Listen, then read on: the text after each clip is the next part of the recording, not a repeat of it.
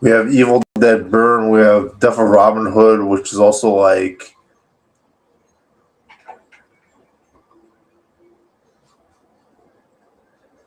another one. Really crowded summer. I guess they probably didn't have a lot of budget for Evil Dead Burn to care. Death of Robin Hood probably didn't have much of a budget either. Still, like these movies could have done really well in the 2010s if there wasn't much competition, or just not this year, not this summer. Like the Devil Robin Hood looks like it's supposed to be an old man Logan again. Even has Hugh Jackman in it. Um,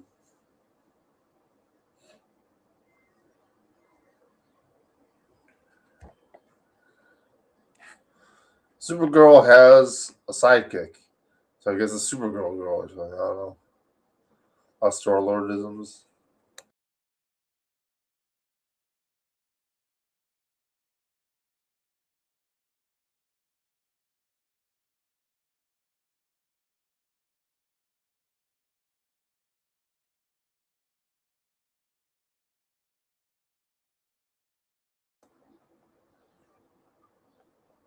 Supergirl is woke. I mean, yeah, she's a female, I guess. Yeah, like all the women in the bar in the IGN scene, or she's like the only woman in the bar scene in IGN. Um, another clip. I'm trying to remember what else. I guess in terms of like Wonder Woman or whatever. I don't know if you want to mention that as that. Well, there's a female singer, I guess, in the bar scene also.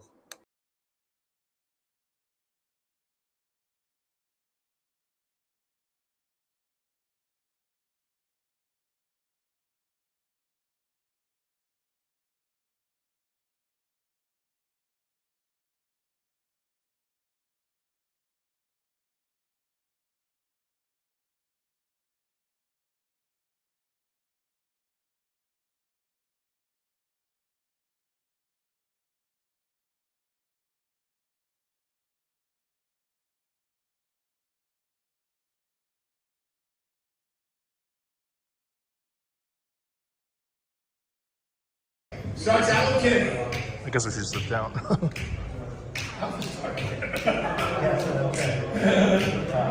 the first thing you know, John, let me tell you, Kenny Rogers, let me tell you a story about a man named Ted, the poor mountaineer where he kept his family fed.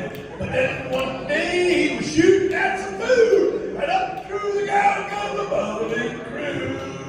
Oil, that is. Texas tea. Now, Kim Carnes, well, the next thing you know, old Jed's a millionaire. His kin folks said, Jed, move away from there. They said California is the place you ought to be, so he hitched up his rope and he moved to Beverly. Hills, that is. Movie stars. Swimming pools. Sunshine. Ron wrote the greatest guitar lick ever. How many of you know it? It's from Power Rangers. You guys know, right? Diddly, diddly, diddly, diddly, diddly, diddly, diddly, diddly, diddly, diddly, diddly, wow! Go, go, Power Rangers! Did you also write the Digimon one? Digimon? No. The Digimon one. It was gone by Digimon. Oh, were you? You're already gone. Okay.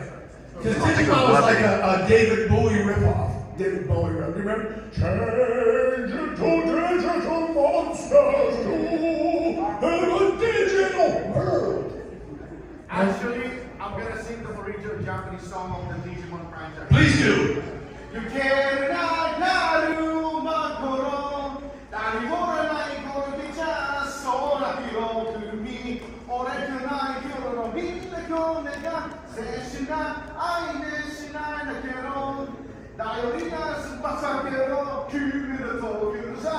Oh my life. The title is modified by the late Koji Wada, the late Japanese singer. Thank you so much. Thank you, everyone. Come on.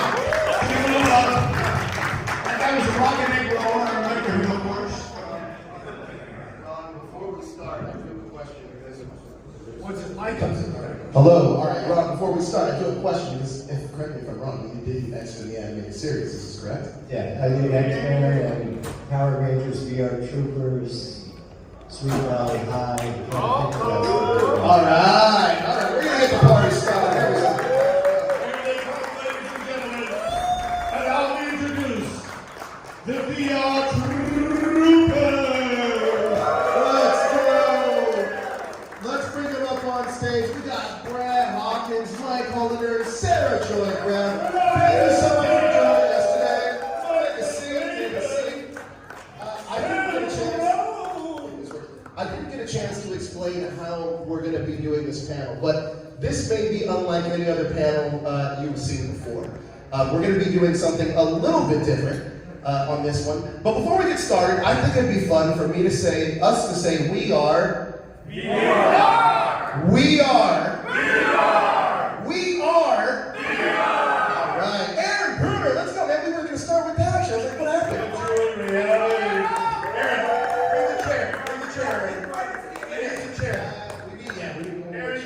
One more chair. You gotta run Wasserman, you need a chair. We have. Come sit on my lap. There we go. We used to work together, Aaron and I. It's okay. So here's what I'm gonna do before we start. I'm gonna give you guys, we're gonna play a game. Okay. This panel is gonna be game oriented. We're gonna call it Reality Bites. It is a quiz game, but it is multiple choice. Hold on 1 second. All right, hold on. And by the way, you guys, how many of you remember the episode in which Aaron Prubner was actually waterboarded? Do you remember that episode? Do you remember that? With the sparklers bottom? Is it like the whole series? No, it's just one. Yes, it's actually turned into a game show. Ron, since you do music, you have to do the theme music between the questions like Jeopardy. Come up with something brilliant. Okay, we're ready. Listo. Oh, you can't be here. Where's Brad's dad? Is he not happy? He's in San Pedro at a shrine. Yeah, we are the same Dave Carr. Yeah, take four. Dave Carr, Scott, I'm missing Dave Carr.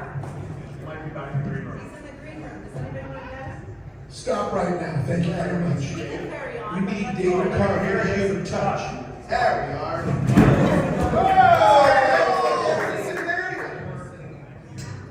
Come on up here. Come on, David. Bring her up. Tyler Steele, ladies and gentlemen, Dave Carr. All right, let's kick this off right. First of all, this is a bit of a full circle moment for me. My name is Joe Deckelmeyer from Screen Rant, but the reason why this is full circle for me is because my first PMC was 2014. And that was the first time I really got into interviewing actors, which sparked my career. Brandon Jim McLaren, who was in the room right now, he was my first ever interview. But the most memorable part of that weekend was this gentleman, Brad Hawkins, took me out drinking on that Sunday. You may not even remember this, but I do, and that was epic. The reason why, though, wasn't because I got to spend time with Brad, even though that was a ton of fun. It made me feel validated, and I felt like, all right, I did a good job with this. So Brad, I have you to thank for that. Thank you very much, sir. And second, how this comes full circle, Aaron Bruner. So Aaron and I, we work in the same industry. We actually met at a Spider-Man event at the Magic Castle. Aaron is, Hold on. It was more than a Spider-Man event at the Magic Castle. We were on a bus that drove around the entire length of the city, and we got to go visit different places that worked on the Spider-Man No Way Home. Was that it? That's right. And J.B. Smoove and what's his name? Martin Starr. Martin Starr. They were on the bus with us. With us the entire time. It was nuts, and it ended with us looking at some costume reveal for Titans. That's right. Yeah.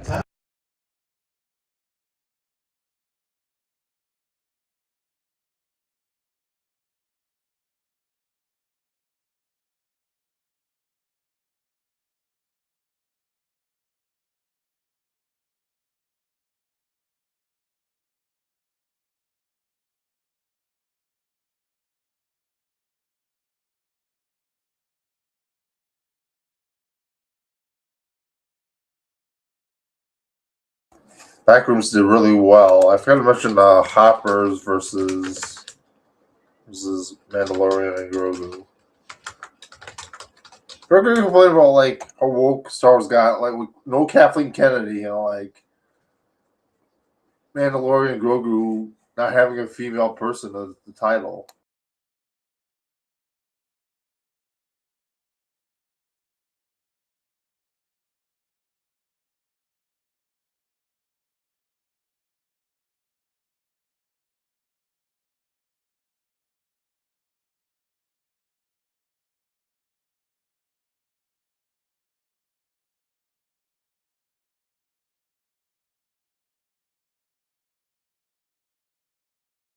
Master of the Universe 11 million. I don't know what they were expecting, but it was number one.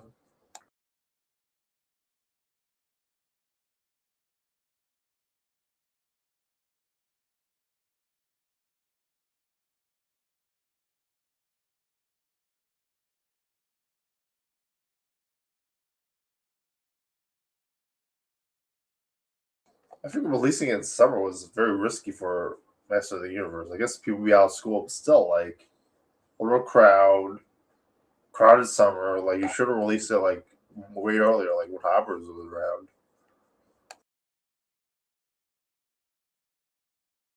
Could be a last. It was dead outside the summer and winter last year. Anyway, I don't know.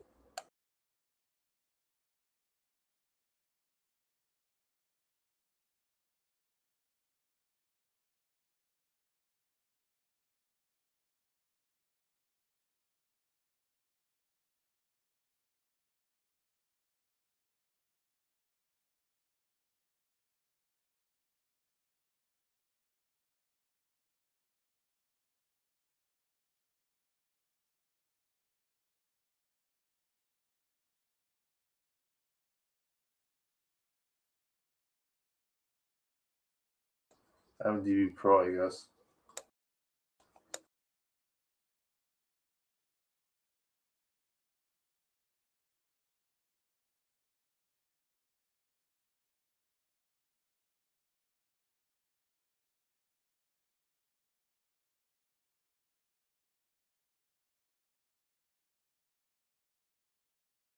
I don't think it's family friendly.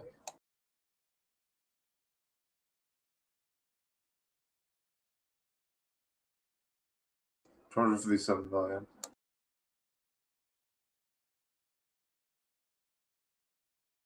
2 hour 12 minutes. Maybe people didn't know what Grogu was as a child or just the Mandalorian.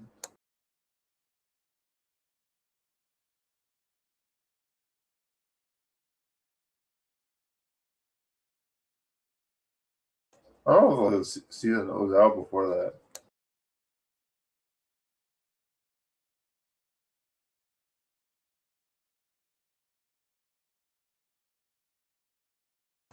Probably no release in China or Russia.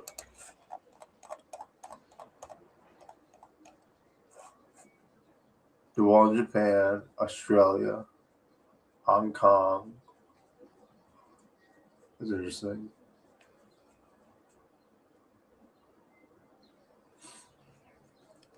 China. Had a decent release in China. Had a decent release. I know that.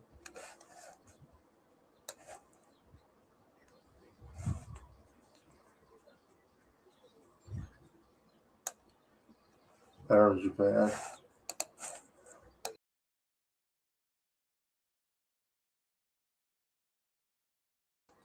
They do like the child.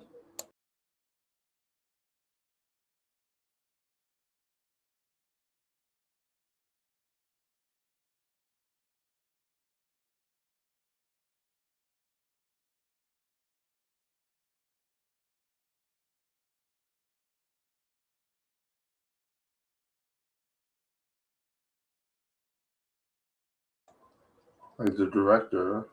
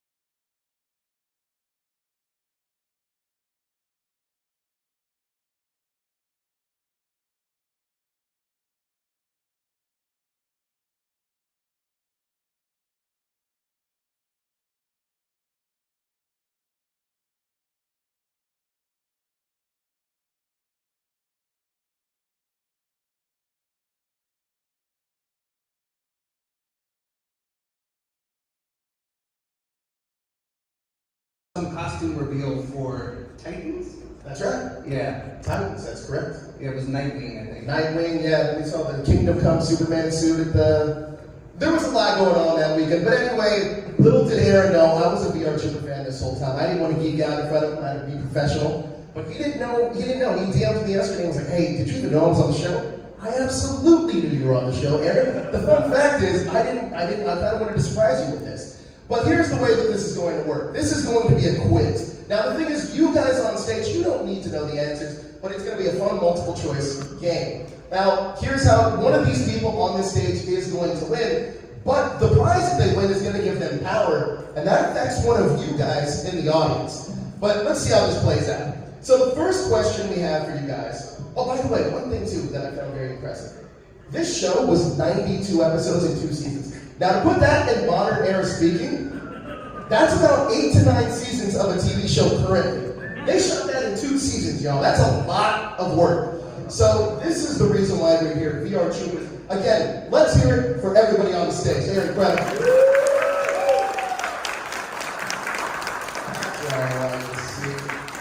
All right, let's get started with this quiz. Okay, so you guys got your whiteboards in front of you. Ron is going to help me keep track of everybody's points. We don't have pen. Oh, they should be they're attached to me. There we go. So here's the first question. And I'm going to ask you guys what the answer is after we ask you guys on stage. The original name of the show was not VR Troopers. Was the show's name A, Cybertron, B, VR Warriors, or C, Space Sheriff? Excuse me, Cybertron. Whoa, whoa, whoa, whoa, whoa, whoa! However, the audience can't help you guys out. So let me know when you guys are locked in with your answers. Everybody seems to be locked in. Wait a second, Okay. because this is true. Oh, it's mine. Right? You Wow, know. he's going way back. Ron will back me up. Get ready. All right. So first of all, audience, was the answer? What was the answer? Shout out. Cybertron! They got it right. Let's see what your answers are. Ron. This is the truth. I will make a promo for you. Let's hear it. When this first came out, they had this footage of Grimlord, and they did this as a promo for it, and it was part metal, part head, metalhead. So the reason a lot of these questions are going to come up with follow-up questions that tie into the theme of each question. So the question I had for you guys is that you guys didn't know what you were auditioning for. Was it called Cybertron? Was it called VR Troopers? Walk me through your audition process. Let's start with you, Brad. Let's see. What's it called? Cybertron. Cybertron was what Jason David Frank made the pilot for. So whenever we were cast, I mean, my story was a little bit different than Sarah and Mike's. I originally got cast as the White Ranger on Power Rangers. Oh, we'll get there. There's a question all about. There's a question all about. Yeah, I gave that answer away. So no, I auditioned for the role of the White Ranger. I think his name was Adam or something on the script. Whenever I auditioned, they were looking to add on the new Power Ranger, and he was going to be the new Ranger, and so I auditioned. I got that part. Whenever we got to set, I was under the impression that I was going to be on Power Rangers the whole time, and then in that moment, there was a time where Jason David Frank was doing the Green Ranger. And he became so popular as the Green Ranger, they couldn't lose him from the franchise. So Jason David Frank did, in his off-season, right after he had finished Green Ranger, he did a pilot called Cybertron. And it's basically, if you look on YouTube, you look up Cybertron pilot, it'll be everything VR Troopers with Jason David Frank's like superimposed head over my character. So it's really good. But the same black jacket, the same red shirt. He had his ponytail. I didn't have a ponytail. But no, he did the Cybertron pilot that they ended up selling and getting approved for production. And I ended up, at the very end, they were just like, look, hey, about that White Ranger thing we wanted to hire you for, well, that's not going to happen. So we're going to keep Jason David Frank. He's going to become the new White Ranger. We got this brand new, really cool show called VR Troopers that we want to do for you. So yeah. It's like a Heinz Saban consolation prize. Yeah. Hey, you don't get what we told you, but we got this really cool shiny thing over here you can have as a door prize. But I got to work with these guys, so I think I lucked out. I think I'm the lucky one. Incredible. That's fantastic. All right, let's move on to our second question, because I want to fly through these. Okay, what city did the series take place in? A, Tech World City. B, New Jack City. Or C, Crossroad City. Let me know what your guys' answers locked in, and we're going to ask you guys, if you guys know the answer. Locked in? Brad, you got locked in? I would write down New You Jack locked in, City. Dave? That was the wrong answer. Yeah. All right. Guys, what is the answer? New Jack City. That is the correct answer. C, Crossroad City. Oh, that's wrong. Let's see. Okay, so most of all of you guys got it right, except here, Michael missed that one, so you guys are all even right now. Now, it is Crossroad City. You got it wrong. with anyone. Go to your room. It's Rapid City. So the reason I asked this question is because that was the location of the show. We'll get there. We got that coming. Dave, for you got to shoot a lot of the stuff at the Harbor City Angels Bell in Harbor City, your intro stuff, the karate stuff. Talk to me about shooting at that location, and then I also want to follow that up with you guys shooting up in where'd you guys shoot? You guys shot up in Santa Clarita. So that was pretty close to where the Power Rangers was shooting. Did you guys ever see them when you guys were on downtime or when they were on downtime? So we'll start with you in the Harbor City, Dave.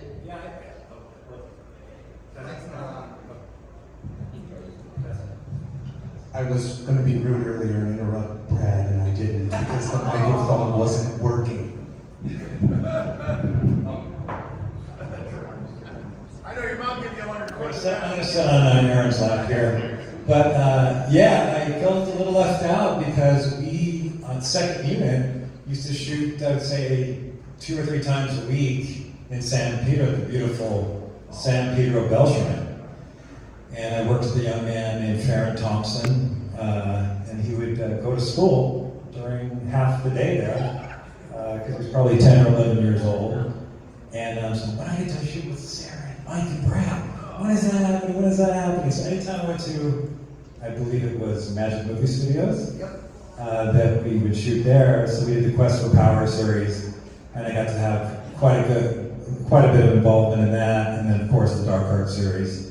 And I believe there was a reunion show that where me and Brad and Sarah and Mike were reunited for a Christmas show, and so that was a real thrill for me. A lot of fun.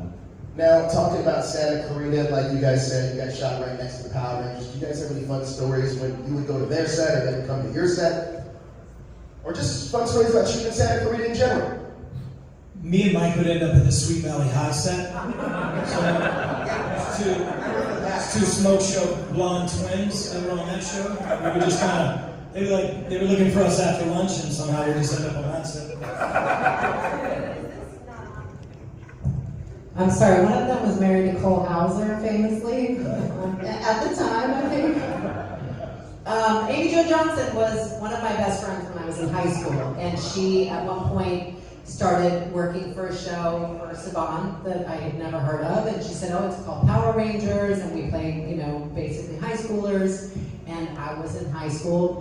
She and our other best friend, Gwen, and myself were all actresses that did a showcase together. So we were in an acting class together. That's how I met Amy Jo.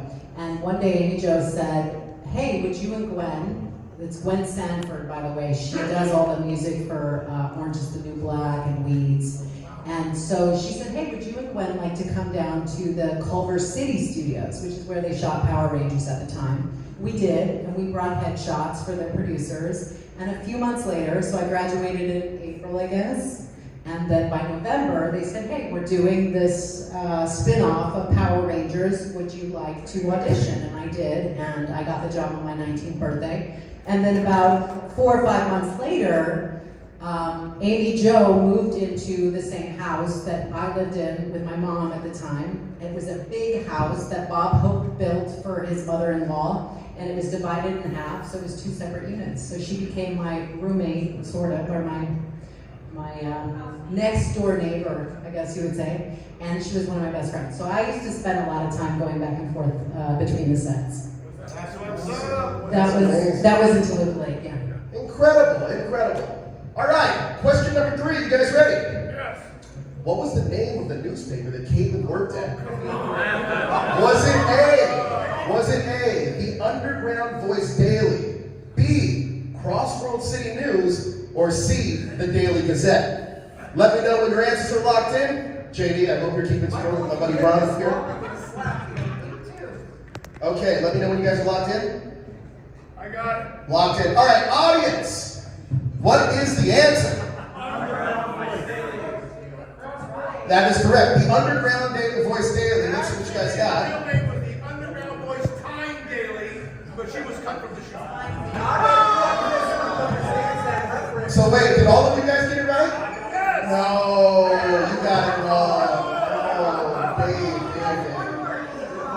Dave. He just had cross and then world. I just want to point out that David Carr was number 1 on the call sheet. Yeah, as well as All that guessing. time. Who's never in We the did all this work and he was number 1 on the call sheet. Yes, ladies and gentlemen. Now, Probably made a lot more money than any of us did either. Just because you were older.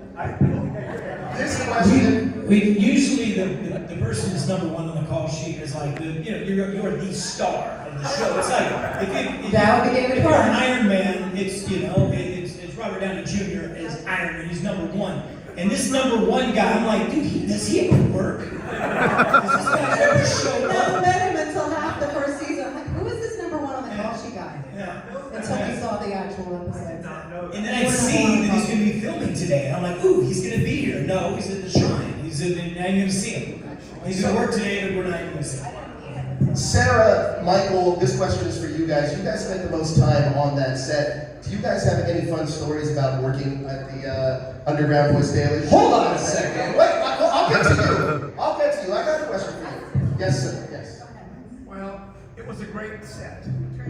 It was beautiful. It was a great set. Okay, what are you trying to this one working? It was a great set. Working with Sarah Brown was the best thing in the world. Michael Bacon, he's a little uppity towards me. I gotta be honest. He kept asking me if my beard was nose hair gone bad. I thought that was kind of a little rude. But you know what? Like everyone in this room, I love Bacon. I love Michael Bacon. He was a great martial artist to start with. He made our show. He's also the hardest to crack up. Brad was easier to crack up. Sarah was easier to crack up. I could never crack up Aaron. I don't know why. I think it was hemorrhoidal. There was something going on there. I didn't understand it. Can you explain it, Aaron? Why was I never able to crack you up? I don't have a mic to talk. There you go. Thank you. The Perfect. only cracks Are you kidding me? Are you serious? No. You crack me up all the time, man. No, You were like, in all seriousness, you kept me sane on set. You were like the guy I looked up to, and you brought out the confidence in the comedy that we did. And so, you You guys know. were very silly and cute. So try now to joke at me with me being above your joke. Well, a lot of people, David Carr doesn't know that he actually had a spin-off. It was called Carlos and Carson. It was a flop. It was a flop. It's like Hello Larry. It didn't go. But he was there, and he was doing a great job all the time with that little young guy. And Brad Hawkins. What can I say about Brad Hawkins? So also the set, our first year, we didn't have air conditioning. We were in a hangar, like an airplane hangar, and it was not insulated.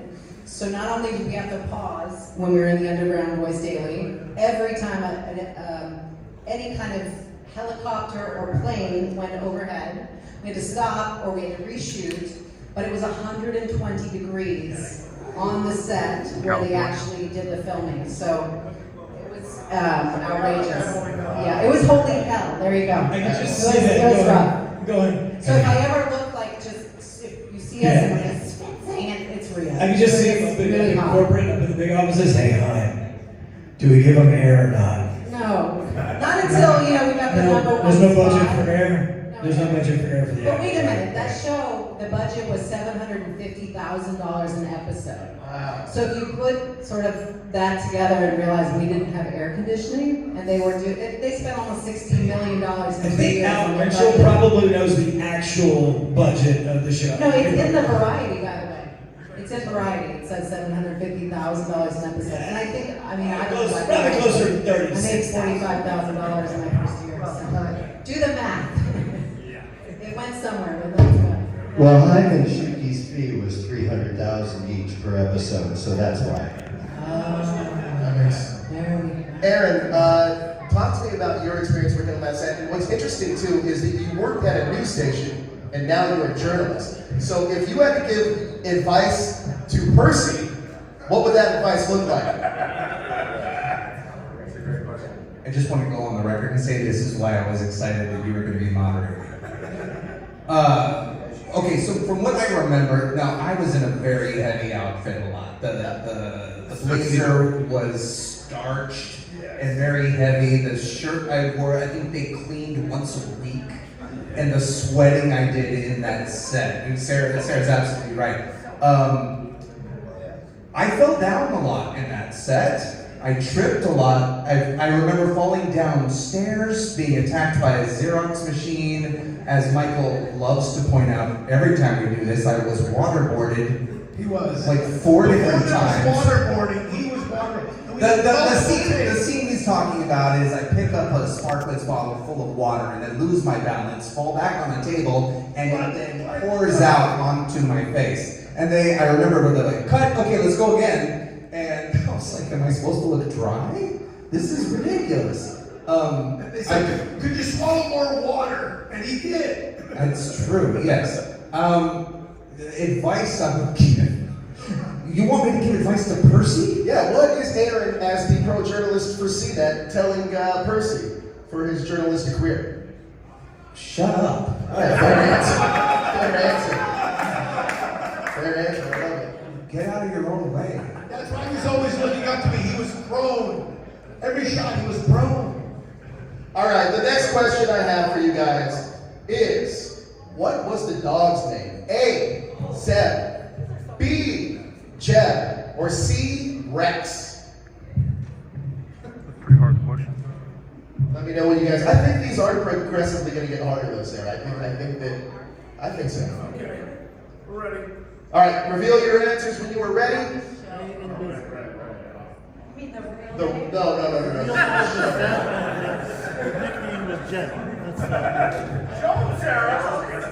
Stinky farts is the answer. That was a good one. Birthday, stinky farts. Birthday, stinky farts. Most of you guys, or all of you guys, got that right. Do we have any fun stories about Zeb the dog, who was actually played by, or Zeb was played by? I was scared of that dog. I'll be quite honest, because I had to do a lot of scenes with him where I hated him, or that he really bothered me. And so he learned that I was an erratic, crazy person around him. So I remember his trainer, whose name I forget. That's nice. Is that a stuffed Jeb? Yeah.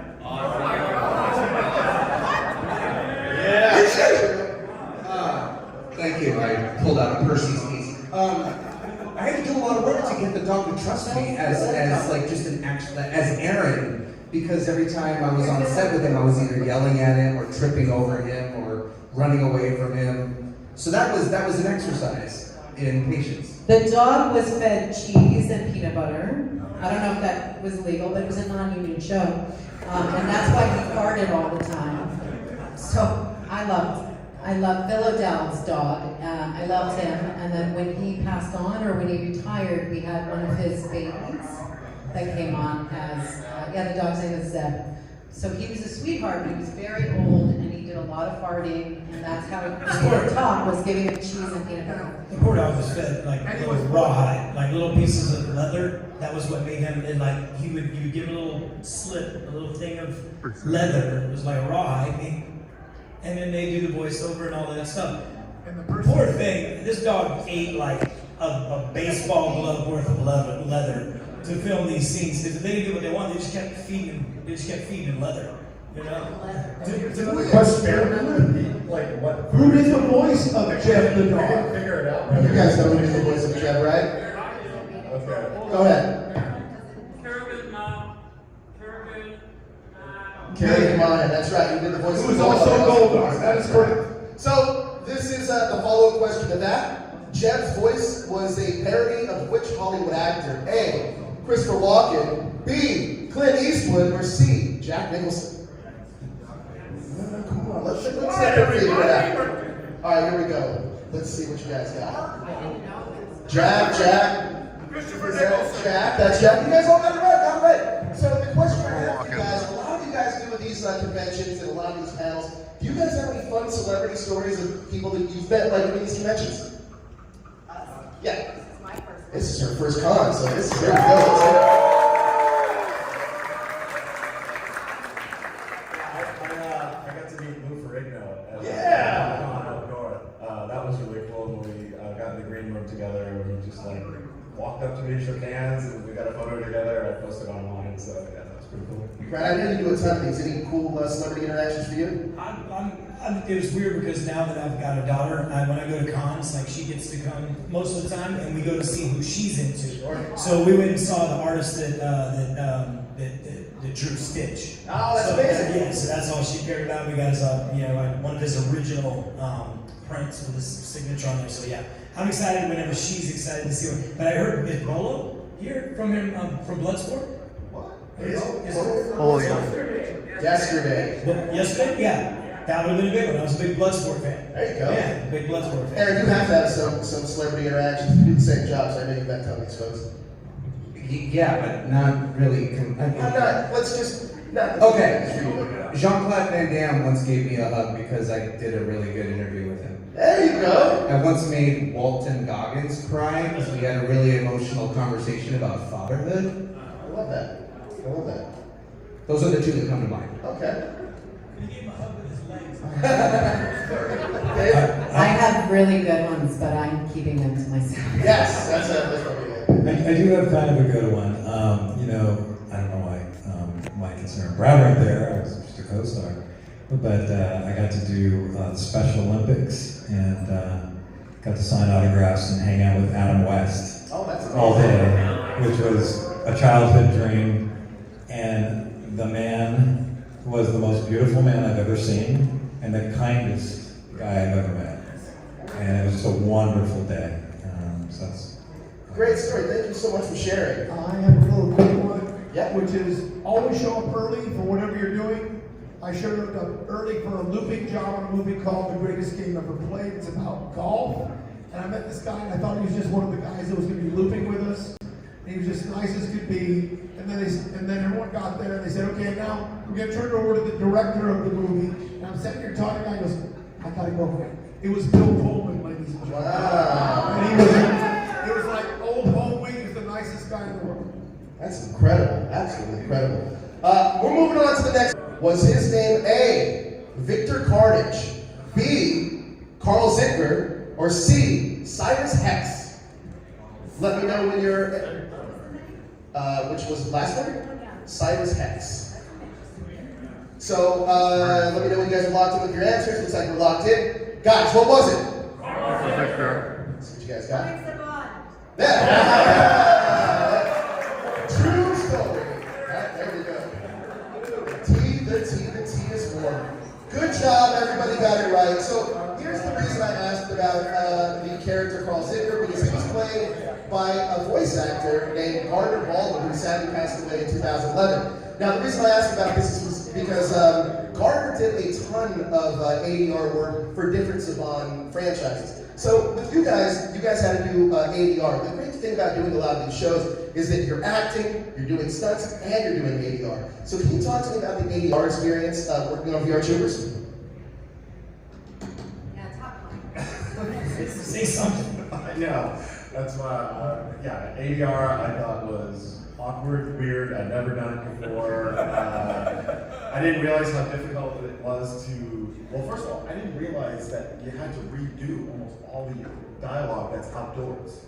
They had microphones, boom mics and everything, and we were recording our dialogue. Well, what was the point of doing all that dialogue if we were not going to even use it? So we had to go back every Saturday. So we worked 12-hour days, 5 days a week, and then we'd have to come in on Saturday and do ADR. And so we'd have to re-record all the dialogue that we did outdoors. Like Sarah said, if there was a plane or any kind of noise, we had to redo that. And then of course all the Japanese footage, we had to ADR and do the voiceover for that. And I think Brad and I, Sarah, I don't remember if you figured out your voice for your character, but I went through some experimentation on how to do the hi-ya! I landed on something really harsh, destroyed my voice, I think. I hated how it sounded, but Brad, You had a cool voice. I was actually jealous of how you did it. You're a singer, like you have a voice. Like I was trying to like keep up with you with how you. We were biting off of each other. I mean, I knew just enough martial arts to get me the audition. Like I was just good enough to fool them that this kid can do it. And then when I got to set and I met him, I was like, ooh, he's really good. Ridiculous. Like he's good. I was like, you gotta show me those tricks. So I learned a lot of on-camera moves from Michael. I mean, I truthfully, I was constantly biting on his technique, and I didn't want to have too much of the same style because we had to be different. But he definitely taught me. He taught me a lot. We trained a lot on set. He made me a lot better martial artist for camera. So thank you for that, man. Really I don't remember the Saturdays. I don't think I ever did a Saturday except for when we did Universal. But I do remember working 16-hour days and half of getting done at like 7, and then being told you have to do ADR until 9 when you got there at 6 a.m. and it being very awkward and not feeling like I was very good at it. But I can tell you this, they made it a lot of fun. We said a lot of bad words. We constantly cussed. There's some outtakes of us in the ADR booth, replacing the dialogue with cuss words and not clean and not family friendly, but really fun. I enjoyed it, but I always thought I was really bad at it. I sound like, Watching those shows back, you were fantastic. All three of you were actually killed at ADR. Just a little historical perspective. The ADR room was upstairs from the studio, and the guy that ran the ADR department was Scott Page Baxter, who deserves a whole lot of credit. Yes. So many people. Wow. Yeah. Scott was the heart of the ADR studio. It was only on our show where I wasn't an ADR director. I would go up there at night, Wendy Lee and I would switch off, and I would direct the original Power Rangers, then I did Masked Rider, I did Big Bad Beetleborgs. All those were directed upstairs in the same room, and it was a huge amount of work. It was literally 40% of our production, I think. And you guys were all great at your weapon call-outs became fantastic. Absolutely. Again, 92 episodes in 2 years is quite a task. It was unheard of. awesome. 4 episodes every 11 days. Jeez, that is a workload and a half. This one, I'm assuming that you will all get right, but it'll hopefully leave a fun story. We've already talked about this a little bit. Which former Power Ranger star was in the pilot called Cybertron? Was that A, Austin St. John, B, Johnny Young Bosch, or C, Jason David Frank? Can you repeat the question? Sure. Which former Power Ranger star starred in the pilot called Cybertron? A, Austin St. John, B, Johnny Young Bosch, or C, Jason David Frank? You guys are locked in. Sarah's still going. All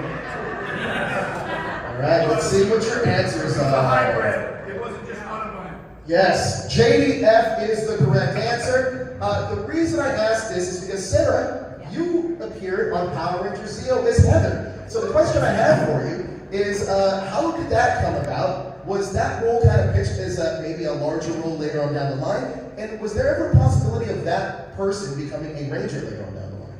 There wasn't actually. I was going to do a film for Saban. I thought it was for Saban up in Canada shortly after that.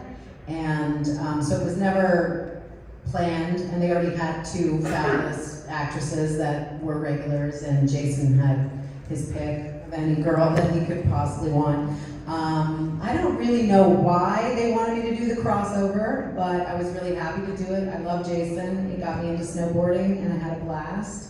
And I was excited to do Power Rangers. I was just disappointed that Amy Jo Johnson wasn't on the show anymore by the time I did it, because she and I had been friends.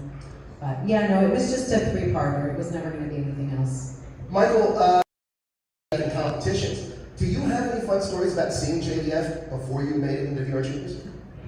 No, I actually never saw him in competition, but Or in the same circles, on right? set we would like get together and just like, I don't know, like show off each other's kicks, like, oh, can you do this, or can you do this kick? And Jason was slightly more advanced than me at the time. Like he showed me a couple of kicks that I'd never tried before. So I was like, all right, I'm gonna try that one. And so I actually didn't start doing that kind of like cinematic style of martial arts. I was doing more traditional stuff up until VR Troopers. It wasn't until I met JBF and Mitch, the stunt guy from the show. We all started training at LA Valley College. Yes. So we started incorporating gymnastics and stunts, and that's when I started really pushing my martial arts after the show.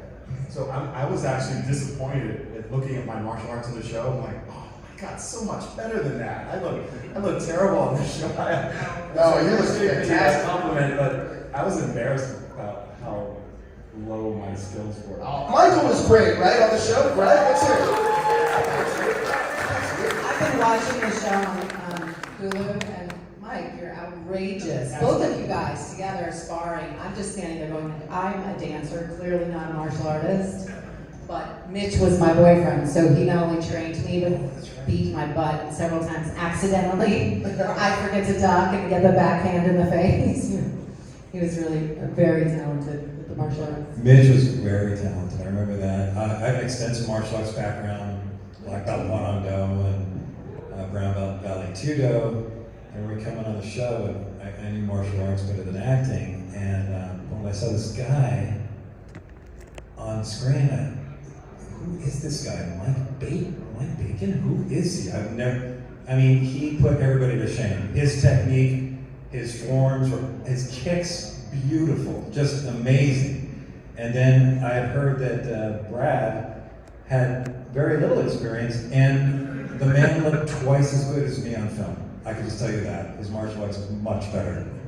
Since we're all praising Michael Bacon, I just want to say I have no experience in martial arts. My daughter has more experience than I do. But I do remember I went to Michael to have him teach me some moves that I did very poorly. But yeah, you were training me in between scenes.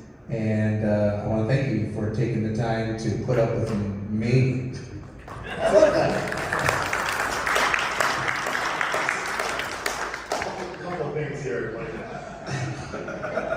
I don't remember that, Aaron, but I remember. That's fair. You know, I remember I enjoyed hanging out with you on the show. I think you were really cool.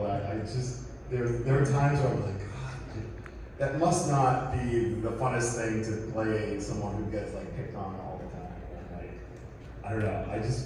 I related to you a lot because I got picked on a lot as a kid, so that's why I got into martial arts. But thank you. Just to clarify some confusion here, I was Michael Bacon on the show, but I changed my name right after the show. My last name is now Hollander. It's my legal name and it's my family name. So it was my grandmother's idea. Her last name is Hollander, and she said, "You should change your name to Hollander." And I was like, yeah.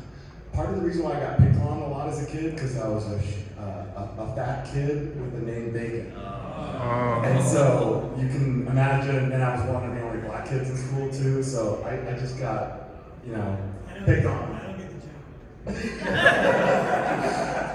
Bacon. Look, Michael.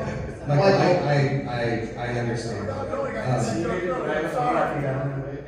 When I got the show, I was dealing with stuff like that too. What was crazy was we shot an episode. I think the first episode I shot on location. We were at a miniature golf place, and I had a windmill spanking me while I was stuck in that. And guess what? That was down the street from the high school I graduated from.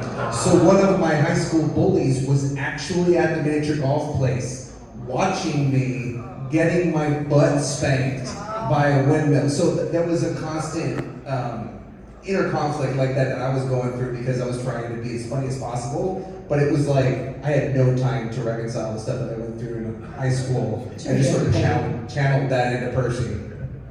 It was not easy, but it was fun. I just can't believe anybody picking on or bullying you after seeing your moves on VR Troopers. Yeah, I'm terrified. I didn't take martial arts until I was 19. Wow. So I was Yeah, so in high school where I grew up, like nobody did martial arts because it was considered like, oh, you gotta learn how to fight because you don't know how to fight. So you gotta learn how to kick. Bacon, porky fat bacon. Like I got it all. So. Wait, 6 years you learned how to be that good? Because most people would take martial arts for 20 years. That's right. You learned that's a quick. Is everybody doing the math? Well, I was doing it full time. So what happened was my instructor, anyway, long story, but we had several schools. One of the instructors got arrested, put in jail, and they gave me the school. Oh, wow. So I had my own karate school for like 5 years. And so I was night and day just training. So Well, that's why I learned so much. I think it's such an inspirational journey that you went from being a bully now to being an inspiration for somebody. I wasn't a bully. Sorry, I meant that's what I'm saying. Not being a bully, being bullied. Sorry, being bullied to being an inspiration. That's what I meant to say. It was pretty impressive. Yes, let's clarify. He is not a bully. Next question for you guys. Next quiz question is: Jason David Frank's character's name in Cybertron was A. Adam Steele, B. Ryan Steele, or C. J.B. Steele? A. Adam Steele, B. Ryan Steele, or C. J.B. Steele? That would be for JDF's original character in Cybertron. Let's see. Adam. Yeah, we can reveal. Adam. Oh, well, Michael got it wrong. I got it wrong. He got it right. Now, the reason I asked that is because, correct me if I'm wrong, Brad, but the original White Ranger, when it was pitched to you, well, his name was Adam, actually. Do you remember how that character was pitched to you? How he was going to debut at all? Besides being Mr. Adam? The White Ranger. That's the White Ranger. Do you know how the character was pitched to you? How you were supposed to debut as the White Ranger? Did it get that far in the process? I don't know. I mean, our interaction and like basically me being the White Ranger and him being on Cybertron VR Troopers, that thing just did this. Sure. It just, came so close to being real, and then all of a sudden I was just on VR Troopers and he was the White Ranger. It just, But you were also on Power Rangers Zeo as the original Gold Ranger. Yeah. I think the definitive Gold Ranger, if that's just me speaking. Was there ever an opportunity, or did the opportunity present itself that you were ever going to be the Gold Ranger physically outside of this? No, it was an accident. We were talking about the production studios is downstairs and upstairs is all ADR. ADR was so much more fun. I'll be honest with you. When you go upstairs, like Scott and all those guys up there doing these voices, and Michael, and it was just a party upstairs. Everybody had a good time. Most of the time. That's how they got through the day. So we go upstairs, but and I just remember one day they had pulled me aside and they said, "Hey, we got an idea. Are you interested? We've already started this new character on Power Rangers Zeo, and we don't have the actor picked out yet. We don't have that person picked out for the role, but we got to go live. Like we're about to air this episode. It's already edited, and we don't have the actor, and we need a voice." They were like, "Would you mind just subbing in?" And I was already upstairs, and I was pretty cheap labor back then, so they were just like, "Hey, here's a free voice. Use this." And it was funny. I think upstairs they go, "Nobody's gonna know it's Brad Hawkins," and everybody knew it was Brad Hawkins. They were like, "Ooh, now he's gonna be the Gold Ranger." Oh my God, Brad Hawkins is gonna be our Troopers, gonna be the new Gold Ranger, all this stuff, and I was just like. I just went in there and did a free voice for like 6 or 7 episodes, and that was my segue into the Power Rangers franchise was just through the voice of the Gold Ranger. So it's funny, I was the alpha. Yeah, absolutely. I think it's definitive Gold Ranger personally, but that's just me. All right, I think this one's a little bit harder. Maybe you guys won't think it is, but. Percy was a Vulcan Skull type of character, all rolled into one. By the way, you were great in physical comedy, my friend. Hold on. I want to say something about that before you ask. Yeah. There is a man here named Val Winchell who was a director on our show, and I have to credit him for teaching me some references for physical comedy. He's the person who told me about Dick Van Dyke, Jerry Lewis, like certain references to study to really be able to get the physical comedy across. To be able to do the balance between just flat out hurting myself and actually trying to deliver the comedy and the timing. So, thank you. Thank you. Such a great job. Yes, absolutely. The directors here in the front row. We got a full VR Trooper 2 directors out here.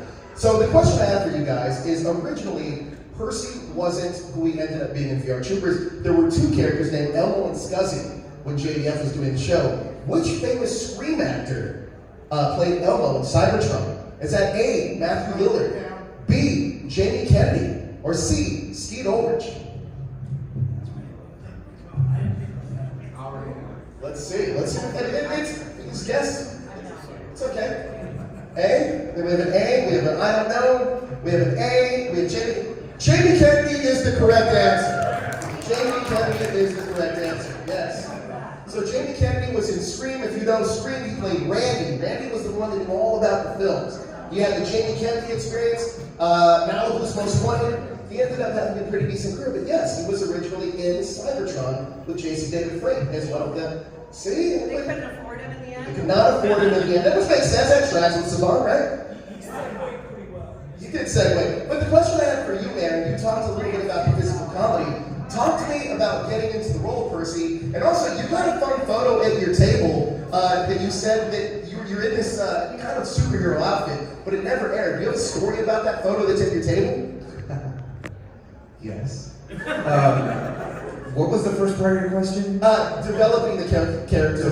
Building. There was no development to the character. When I came in, I auditioned for a role named Bradley Rooney, and they changed the name of the character. I actually remember, Alan, you told me you fought for me to be cast, so also thank you. I had no experience on camera. I was just trying to come in and be as crazy as they wanted me to be. It was only, I think, the first time I was given any real meat to chew on was the Defending Darkheart 4-episode thing, because they actually included me in not just the beginning and the end as like the funny bookends, but I got to be stuck in a dungeon And get kissed. and I had my first kiss ever. His first kiss by Sarah Brown. And that is going to be a nice segue to answer your next question. I just watched that episode. So the Defending Darkheart series, I am out in the wilderness trying to, I don't know what, and I'm following them around. They're like, biking and rock climbing. I'm like, I can do that, and I can't do that. But I ended up getting sucked into a dungeon, a Grimlord's dungeon. I get stuck in there with JB and Caitlin, and I'm flipping out, and they're kind of freaking out because they can't transform because I'll see. So that's what led to the kiss and led to me passing out, and them transforming and getting me out of there. I believe it was the next episode or the episode after that. I'm back in the newspaper office telling a story about how I rescued JB and Caitlin from the dungeon as Super Percy. And there's a whole scene that got cut out of me dressed in a Superman outfit. I remember the cod piece. I could not take a break to go use the bathroom.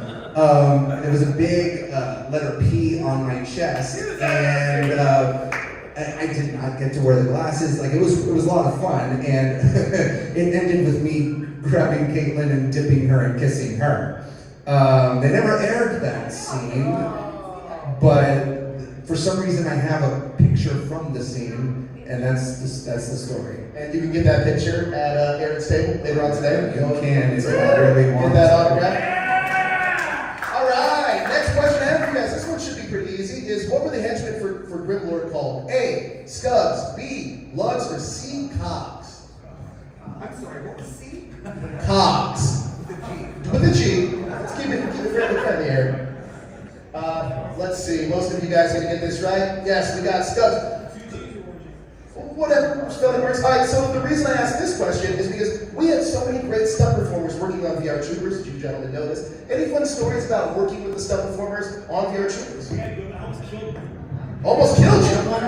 I almost killed one in the first scene. So he was, like I said, he was the martial artist. I was trying to be the martial artist. I was trying to be, so I learned this really cool jump spinning hook kick that I was so excited about because I could get really high off the ground. And it was a very JDF move too, because he had that triple, jump spinning crescent kick that he could do, and I couldn't do that one. But I had a really cool jump spinning hook kick. And the thing was, we worked out with all these guys, Mitch and Billy Wong, and Billy was this Asian stunt double, but he was blind in one eye. So